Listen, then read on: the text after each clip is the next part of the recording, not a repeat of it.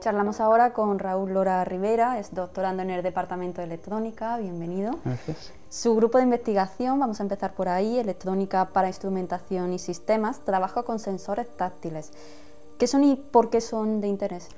Sí, efectivamente nosotros hacemos investigación básica en sensores táctiles y al final son de interés en el mundo de hoy en día porque imagínate, todo el mundo tiene un dispositivo móvil, ¿no? Entonces al final, o una tablet, puedes pensar en una tablet, estos dispositivos que tú interactúas con ellos, pues tienen una pantalla y esa pantalla en realidad está compuesta por un montón de sensores, ¿vale? Normalmente son condensadores, entonces a través de la carga y descarga de estos, pues imagínate, ¿no?, una pila, ¿no? Entonces desde el nivel físico hasta el nivel de aplicación, pues ahí tienes todo ese montaje. Y luego en concreto nosotros, la investigación básica que realizamos, asociándonos con otros grupos como el IBIMA, que es el Instituto de Investigación Biomédica de Málaga, pues imagínate, ¿no?, personas que tengan movilidad reducida en las articulaciones, pues podemos desarrollar prótesis a través de estas señales táctiles y todo esto es de interés y es práctico para el mundo que nos rodea. Claro, además hoy en día que está todo digitalizado, claro. Concretamente su tesis versa sobre la implementación de algoritmos en dispositivos para la detección de texturas y de objetos y reconocimiento de objetos por su rigidez. ¿De qué tipo de dispositivos estaríamos hablando y qué ventajas tienen respecto a otros? Sí, la tesis suena un poquito raro, como lo has dicho, pero efectivamente lo que intentamos es detectar diferentes tipos de texturas y objetos que son más duros que otros. Y al final los dispositivos que nosotros usamos, porque claro, imagínate, ¿no?, cuando uno trabaja en el campo de la electrónica, hay una gama muy grande de dispositivos que tú puedes utilizar. Por ejemplo, están los microcontroladores, luego hay otros tipos de dispositivos que se llaman ASIC, y en concreto nosotros utilizamos unos que se denominan FPGAs. Esto en inglés es Field Programmable Gate Array, pero bueno, para lo que nos interesa, aquí lo importante es que tú imagínate cuando tienes un sensor táctil, ¿vale?, una huella, por ejemplo, al final no es solo un sensor, sino que tienes varios puntitos que te dan información. Entonces las FPGAs nos permiten procesar esa información que se obtiene en paralelo. Entonces tú imagínate, ¿no?, si tú tienes que realizar tarea 1, tarea 2, tarea 3 y las tienes que hacer una detrás de otra, al final cuando tú las haces tardas un montón de tiempo. Y sin embargo, si eres capaz de alguna forma de hacer tarea 1, tarea 2, tarea 3 en paralelo, todo ese tiempo que has tardado con otro tipo de dispositivos, con las FPGAs estás ganando, ¿no? Y entonces ganas y acortas tiempo. Y esto a su vez pues nos permite implementar algoritmos dentro de estos FPGAs, estos dispositivos, para poder hacer esa detección de texturas, ¿no?, o de objetos. Y esa es la principal ventaja que nosotros tenemos. Luego, pues si hay otros grupos que necesitan, por ejemplo, abaratar costes, pues igual van hacia otro tipo de dispositivos, pero nosotros hacemos investigación con FPGA y por eso nos resulta interesante. Y ha hablado también de la creación de algunos, bueno, no sé si llaman los dispositivos también, como por ejemplo un dedo robótico artificial. ¿Podría explicarnos en qué consiste y cómo se está desarrollando? Claro, nosotros en nuestro grupo, mi tesis pues parte de que anteriormente en otras tesis se ha desarrollado un dedo robótico, ¿vale?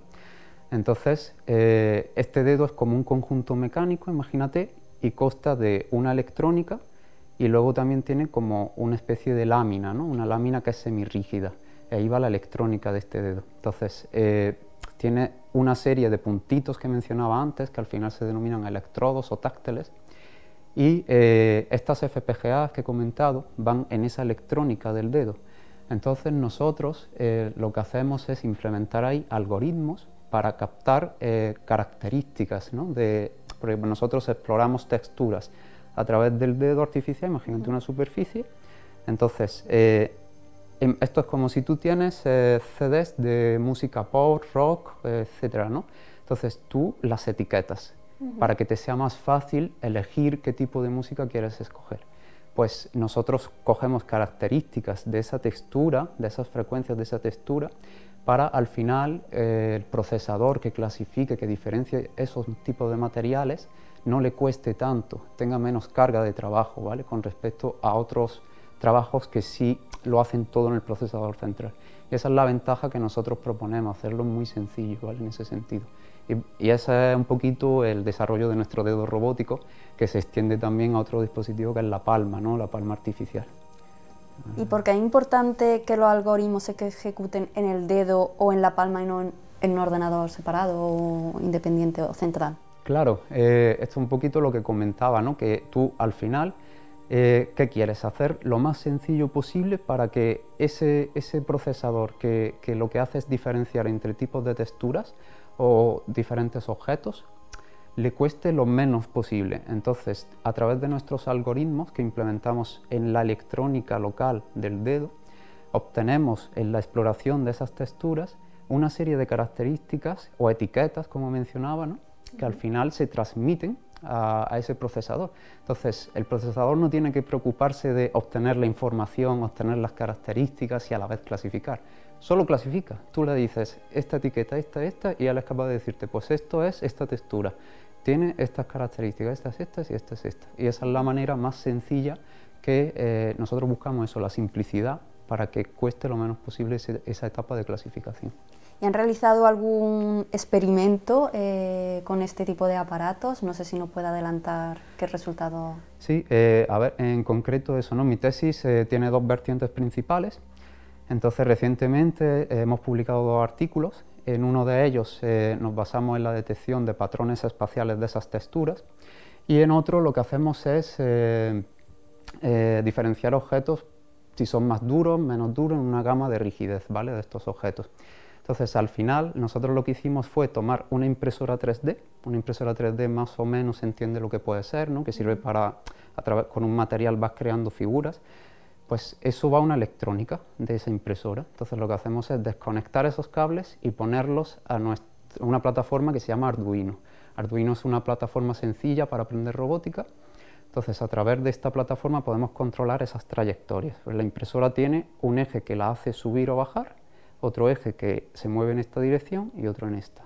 Entonces si nosotros controlamos la exploración en el eje que permite explorar las texturas o palpar los objetos, pues tenemos esas dos vertientes de experimentos, una de exploración de diferentes texturas y otra de palpación de objetos, ¿vale? Entonces esos son un poquito los experimentos que hemos estado desarrollando en mi tesis. Y son algunos de los resultados, ¿no?, que va obteniendo. Sí, a ver, en concreto, en cuanto a resultados, te puedo decir que hemos conseguido diferenciar hasta un conjunto de 12 texturas diferentes. Por ejemplo, tenemos texturas de tela, tenemos texturas grabadas sobre metacrilato, otros materiales que se denominan Filaflex y PLA, que son materiales de impresión 3D. Y luego también, en cuanto a los objetos, al final lo que hacemos es poner la palma y el dedo, ¿no? Porque tú imagínate que una persona humana, cuando quiere ver cómo es un objeto de rígido, lo que hace es hacer así sobre el objeto. Entonces nosotros intentamos imitar ese procedimiento y a través de esa deformación táctil obtenemos esas señales y con unas métricas matemáticas que se llaman momentos de la imagen, obtenemos unas características para diferenciar entre distintos objetos. Y una cosa curiosa aquí, que sí me gustaría comentar también, es que incluimos en ese conjunto de objetos fruta, ¿no?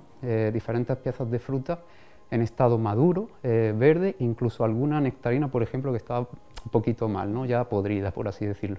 Entonces, esto es interesante en aplicaciones que se están desarrollando hoy en día, que se denominan de agricultura inteligente.